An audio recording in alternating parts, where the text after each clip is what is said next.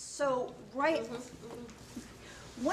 one of the difficulties with many of our percentages, this data that I'm giving you, is this data is from the last Center for Disease Controls. Okay, 2014 is the last time they put out a study about prevalence of autism, median age of diagnosis.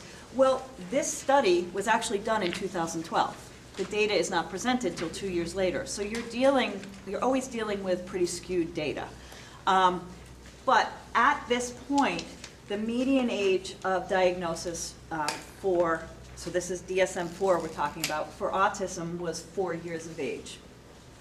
And you guys know median is not an average. It's if you took every kid that was diagnosed and you put them in a line, it's the one right in the middle. Okay, so it could be skewed that way also.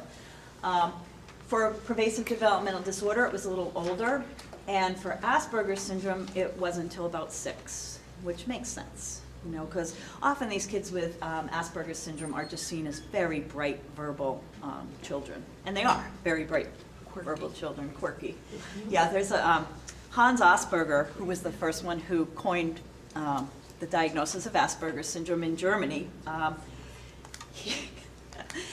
He wrote that Asperger's syndrome was a very peculiar type of child who was quite distinctive from other children, okay? And it's a good definition. So I was on a train going to travel, and I decided I was going to just research Hans Asperger a little bit more. It turns out that he had a fixation on Austrian poets, and he would walk around the schoolyard and quote Austrian poets to his very uninterested schoolmates. So I'm like, okay, I think he knew this intuitively. Okay, so we are seeing over time definitely more children being diagnosed at earlier ages. At this time of this data, only about 18% of kids were diagnosed by the age of 3. I am sure that that percentage is higher than it was back then.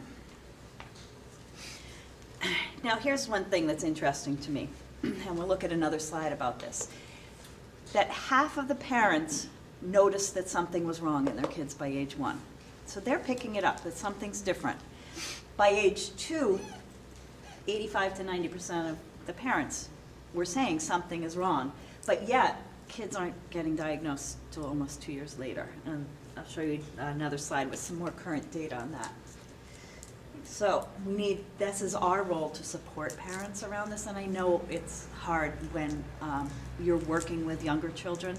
You know, they are seeing the loss of their dream of a perfect child, and we have to have a trustful relationship, and we have to move slowly with them, but also with the understanding that the earlier we can get this kiddo some help, the better off they're going to be.